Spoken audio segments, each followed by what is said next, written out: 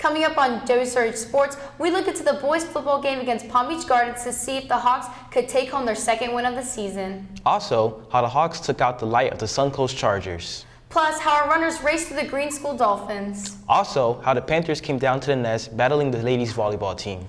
And lastly, we look into our Seminole Ridge's homecoming traditions, the Powder Puff Games. WSRH Sports starts now.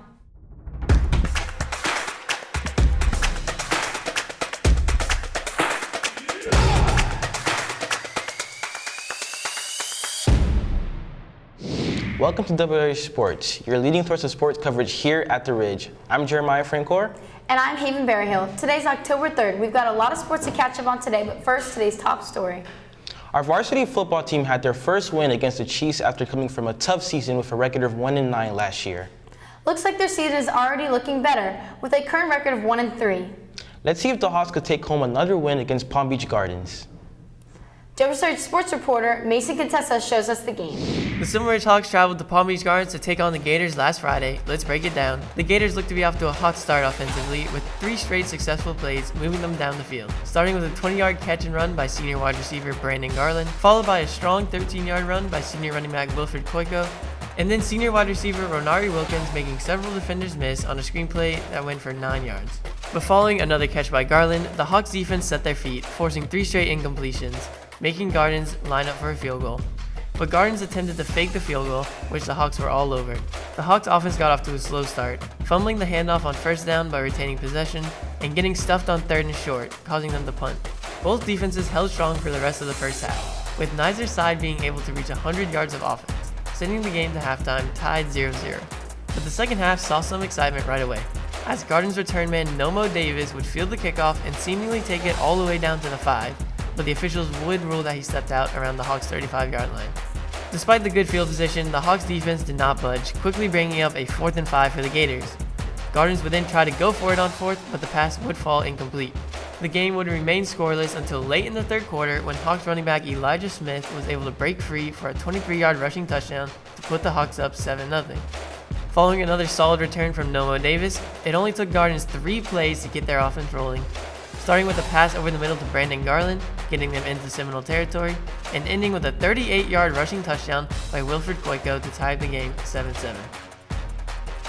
Following a long Seminole Ridge drive that ended in a missed field goal, Gardens would drive right back down the field, and quarterback Jordan Johnson would find his favorite target Brandon Garland in the back of the end zone for 6 points. But it took absolutely no time for the Hawks to answer back, as the first play of their drive was a handoff to Rasheed Lamar, and he takes it all the way for a 70-yard touchdown to tie it up again.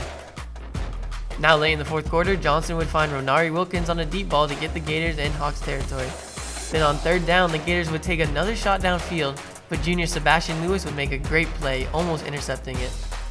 The Gardens field goal attempt would come up just short, keeping the game tied with a minute to go. The Hawks would run 2 plays, draining the clock to 27 seconds, before quarterback Kalen Argue would find Deuce Howard for a huge completion. With just 7 seconds remaining, the Hawks would attempt a 65-yard field goal, which kicker Evan Holowecki did not have the distance for. But a roughing the kicker penalty would give the Hawks another chance, well within Holowecki's range. He nails the field goal, giving the Hawks a 17-14 victory. The Hawks would move to 2-3 on the year, while the Gators fall to 1-4. For WSRH Sports, I'm Mason Contessa. Our ladies volleyball team had a home game against Suncoast Chargers Wednesday night. The Chargers came in with a record of 5-9, and the Hawks with a record of 4-8. Let's toss it to WSRH Sports reporter Bradley Henson to find out the match results. Our girls varsity volleyball team have a match on September 17 against Suncoast at home. Seminole Ridge came in with a record of 4-8. And Suncoast with 5-9. Here's the breakdown of the match. The Hawks got off to a strong start with some good hits from Emmy Ginther and powerful kills from nail blocker Alexis Coffey. Ginther passed to Capri Corey, then passed to Abby Chenley to score a back row kill for the Hawks. Ginther served to the Chargers, which is saved by Sophie Niffel, then Madison Moodin, who returned the ball to the Hawks. Sierra passed it to Ginther, who then passed it to Chenley, who tapped it over to get the point for the Hawks. Chargers served to the Hawks. Ginther with a save, then Kyla Wallace passed back to the Chargers for the point. Coffey served to the Charger, who saved the ball, then passed back to the Hawks. Chenley with a save, then Corey spikes the ball to the Chargers, and the Hawks got the point. Chargers serve to the Hawk. Corey with a save.